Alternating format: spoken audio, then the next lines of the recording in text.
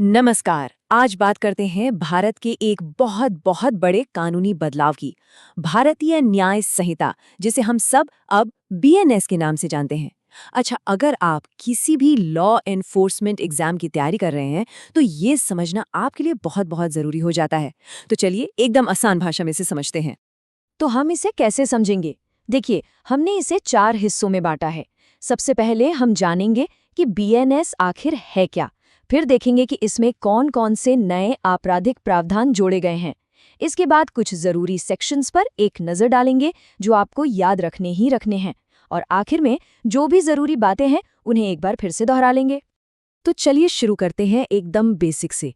BNS की बुनियाद क्या है?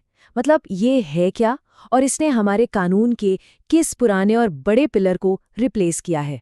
तो सबसे बड़ा और सबसे जरूरी बदलाव वो ये है कि भारतीय न्याय संहिता ने पता है किसको बदला है? हमारे 350 साल से भी ज्यादा पुराने ब्रिटिश जमाने के इंडियन पीनल कोड यानी आईपीसी 1860 को। और ये सिर्फ नाम बदलना नहीं है, ये भारत के पूरे क्रिमिनल जस्टिस सिस्टम को आज के जमाने का बनाने की एक बहुत बड़ी कोशिश है। हाँ, और ये तारीख तो आप बिल्कुल नोट कर लीजिए, 1 जुलाई 2024। इसी दिन से आप कह सकते हैं भारत में अपराध और न्याय की दुनिया बदल गई, क्योंकि इसी दिन ये नया कानून पूरे देश में लागू हुआ। और हाँ, एग्जाम के लिए तो ये तारीख सुपर इम्पॉर्टेंट है। अच्छा, अब आप सोच रहे होंगे कि ये कितना बड़ा है। तो देखिए, नई बीएनएस में कुल 358 सेक्शंस हैं, जबकि पुराने आईपीसी में कितनी थी? 511। तो इससे पता चलता है कि इसे ज्यादा कॉम्पैक्ट और ऑर्गेनाइज्ड बनाने की कोशिश की गई है। तो ये तो हो गया बेसिक इंट्रोडक्शन। अब आते हैं सबसे दिलचस्प हिस्से पर कि भाई इसमें नया क्या है, कौन से नए अपराधों को डिफाइन किया गया है और आज के समाज की जरूरतों के हिसाब से क्या-क्या बड़े चेंजेस हुए हैं। अब ये वाला बदलाव तो बहुत बड़ा है और इस पर चर्चा भी खूब हुई है। जो पुराना सेडिशन यानी राजद्रोह का कानून था ना, उसे अब हटा दिया गया है। आपको पता ही होगा, इस पर हमेशा फ्रीडम ऑफ स्पीच को दबाने के आरोप लगते थे। तो अब इसकी जगह देश की संप्रभुता, एकता और अखंडता के खिलाफ जो अपराध हैं, उनके लिए एक नया और ज्यादा क्लियर प्रोविजन लाया गया है। एक और बड़ी बात, बीएनएस में पहली बार टेररिस्ट एक्ट यानी आतंकवादी कृत्य को बाकायदा डिफाइन किया गया है सेक्शन 113 में। पहले क्या होता था, इसे अलग अलग एक्ट्स में डील करते थे, लेकिन अब इसे मेन पीनल कोड का हिस्सा बनाना ये वाकई एक बहुत बड़ा कदम है। बिल्कुल इसी तरह ऑर्गेनाइज्ड क्राइम को भी पहली बार सेक्शन 111 में जगह मिली है। इसका सीधा सीधा मकसद क्या है? जो क्रिमिनल सिंडिकेट्स होते हैं, जो वसूली, किडनैपिंग, कॉन्ट्रैक्ट किलिंग जैसे काम करते हैं, उनके नेटवर्क पर सीधा हमला करना। और ये सच में एक ऐतिहासिक कदम है। मॉब लिंचिंग यानी जब भीड़ मिलकर किसी की हत्या कर देती है, इसके लिए अब तक कोई स्पेसिफिक कानून नहीं था।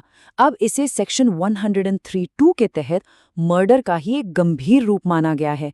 इससे हमारे कानून की एक बहुत बड़ी कमी पूरी हुई है। सेक्शन 69 ये भी एक बहुत जरूरी नया प्रोविजन है। ये उन मामलों से डील करता है जहां शादी का झूठा वादा करके सेक्सुअल रिलेशंस बनाए जाते हैं। अब ये भी एक अपराध है। ओके, तो अब एक रैपिड फायर राउंड करते हैं, कुछ सबसे जरूरी सेक्शंस और उनसे जुड़े अपराध जो एग्जाम के लिए आपको एकदम रट लेने हैं। ये जो टेबल आप देख रहे हैं, ये एक तरह से आपकी क्विक रेफरेंस गाइड है।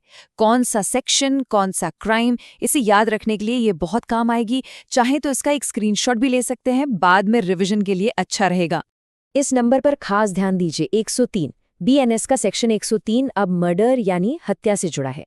पहले आईपीसी में ये सेक्शन 300 हुआ करता था। ये तो किसी भी पीनल कोड के सबसे बेसिक सेक्शंस में से एक होता है, तो इसे भूलना नहीं है। सिर्फ अपराध ही नहीं, सजा के तरीकों में भी कुछ नया है। बीएनएस में पहली बार कम्युनिटी सर्विस को एक सजा के तौर पर लाया गया है, खासकर छोटे मोटे अपराधों के लिए। मतलब अब जेल भेजने की बजाय समाज सेवा भी करवाई जा सकती है।